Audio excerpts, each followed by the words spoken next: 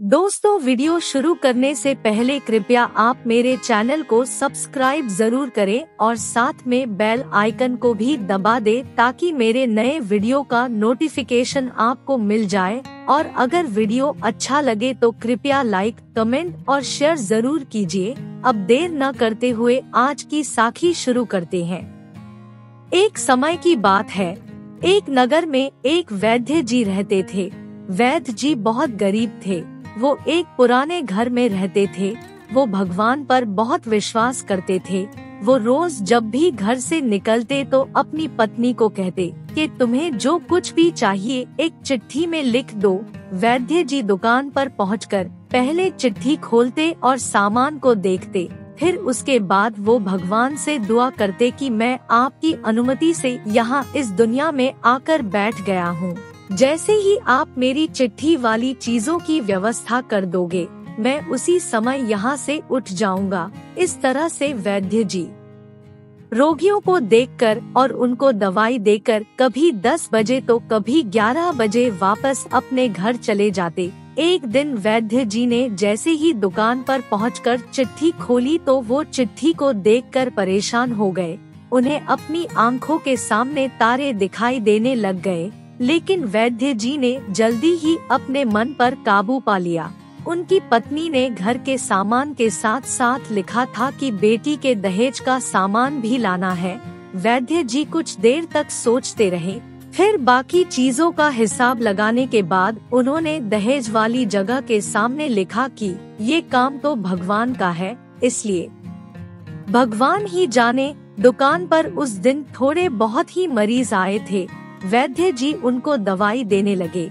जब वो मरीज दवाई लेकर चले गए तो वैद्य जी की दुकान के सामने एक बड़ी सी कार आकर रुकी। कार में से एक आदमी बाहर निकला और दुकान के अंदर आकर वैद्य जी को राम राम करता हुआ एक बेंच पर बैठ गया।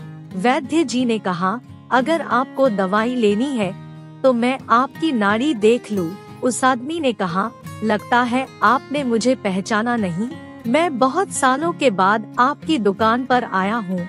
मैं आपको पिछली मुलाकात की बात सुनाता हूँ। उसे सुनने के बाद आपको सारी बात याद आ जाएगी। उस आदमी ने कहा, वैद्य जी, मैं 5-6 साल से अमेरिका में रहता हूँ। अमेरिका जाने से पहले मेरी शादी हो गई थी, लेकिन शादी के काफी समय के बाद भी मेरे घर में कोई बच्चा नहीं हुआ। यहाँ भी बहुत इलाज करवाया और अमेरिका में जाकर भी करवाया, लेकिन शायद हमारी किस्मत में बच्चा नहीं था। फिर एक दिन मेरी मुलाकात आपसे हुई और आपने कहा कि भगवान से निराश ना हो, हमेशा याद रखो उसके खजाने में किसी चीज की कोई कमी नहीं है। औलाद, धन दौलत और खुशी, गम, जीवन, मृत्यु सब कुछ उसी के हाथ में है।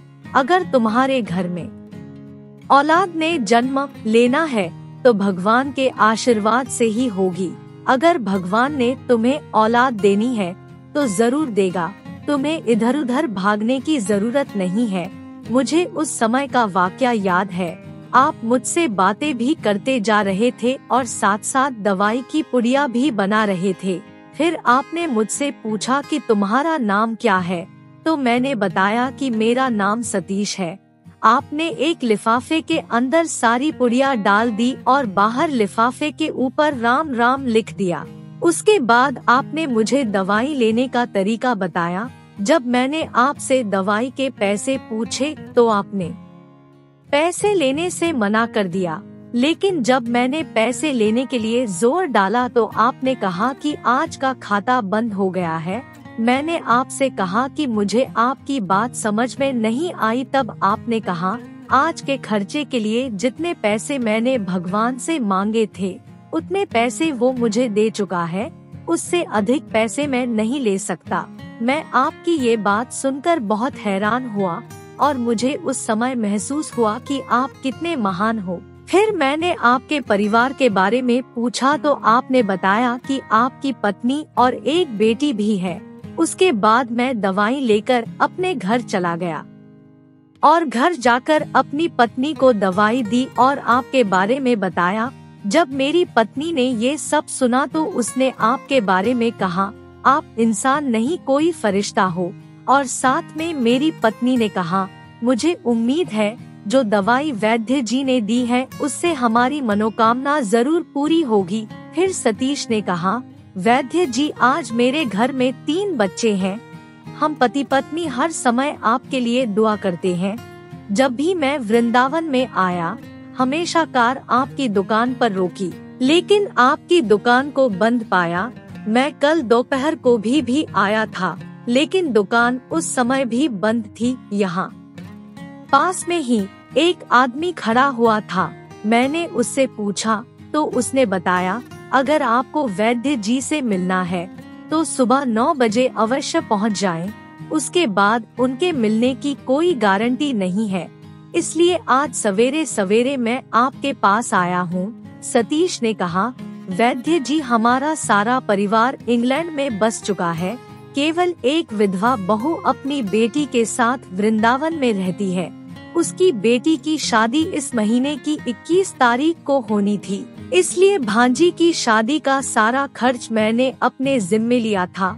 10 दिन पहले अपनी भांजी को मैंने इसी कार से पानीपत अपने रिश्तेदारों के पास भेजा ताकि शादी के लिए जो चीज चाहे खरीद ले, लेकिन उसे पानीपत जाते ही बुखार हो गया।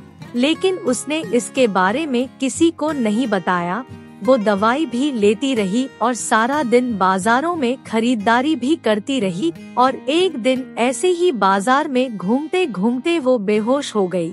उसे अस्पताल ले जाया गया, लेकिन अस्पताल पहुंचने से पहले ही वो इस दुनिया से चली गई। उसके मरते ही ना जाने क्यों मुझे और मेरी पत्नी को आपकी बेटी का ख्याल आया।